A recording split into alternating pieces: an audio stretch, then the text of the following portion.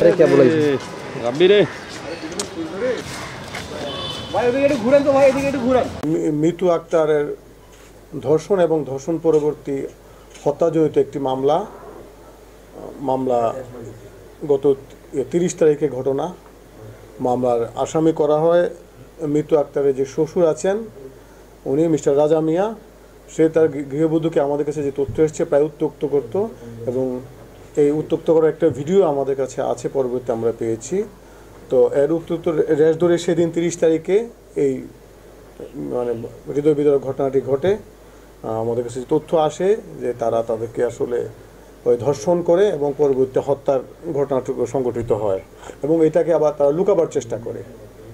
তো যাই হোক বিষয়বস্তুটা আমরা জেনেছি এবং আমরা এর মামলা রুজু করেছি এবং এই মামলাকে আমরা সর্বোচ্চ গুরুত্ব সহকারে বিবেচনা করেছি এবং তারই প্রেক্ষিতে আমরা মামলার অন্যতম আসামি মিতু আক্তারের স্বামী তাকে আমরা গ্রেফতার করতে সক্ষম হয়েছি। মোহাম্মদ সোহান মিয়া 27, তাকে আমরা পঞ্চগড় থানা পুলিশের সহায়তায় গত 4/10 রাতের 10 ঘটিকার সময় আমরা পঞ্চগড় থানাধীন মিলগেট এলাকা থেকে আমরা গ্রেফতার করি। মামলা হয়েছে আপনার 4 জন এজার নামী আসামি সহ অজ্ঞাতনামা আরও 5-6 জন।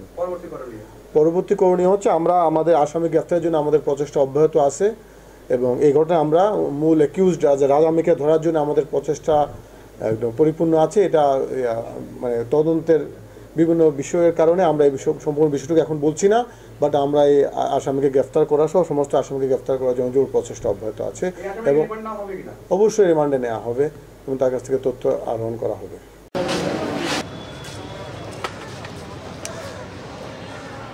যাও ছবিগুলো না দেন, ছবিগুলো দেয়া দিয়েছো।